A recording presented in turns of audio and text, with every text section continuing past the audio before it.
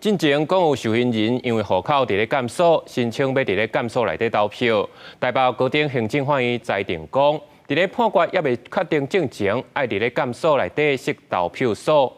后来地方选委会提出控告，最高行政法院驳回受刑人的申请。不过，这个受刑人无死心，继续向宪法法庭申请裁判。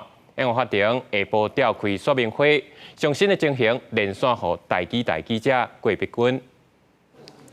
受刑人敢会使投票咧？先来看观众，先来带观众朋友来回顾这对几个案件。有一个说临伫台北家甲这家的受刑人，因为想要伫明年的总统大选甲立委大选的时阵投票，不过煞互通知选委会甲中选会来拒绝。落尾伊申请行政诉讼，不过煞互最高行政法院来驳回。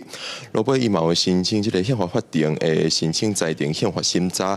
今仔日宪法法庭是举办这个说明会，邀请申请人的代理人甲相关的机关拢到场。申请人是强调讲，选举权是基本的权利，无应该经过立法才有这个选举权。受刑人无法度行使伊的选举权，是因为选务机关登记无作为。也若申请人也讲，选举剩一个月，即马毋是。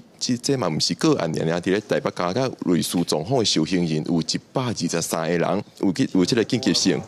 啊，那同市选委会中选会是表示讲，因无剥削过这个受刑人的选举权，这是因为因的个人因素，因嘛记咧亲像军人，也有警察，也有病人等等，拢因为因个人可能工课，也是讲病情的因素，无法到投票所去投票。因讲受刑人嘛是共款，因为因的个人因素，才无法到投票所投票。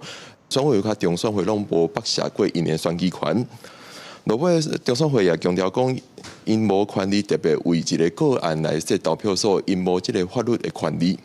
以上是来自公司台记台的连线报道。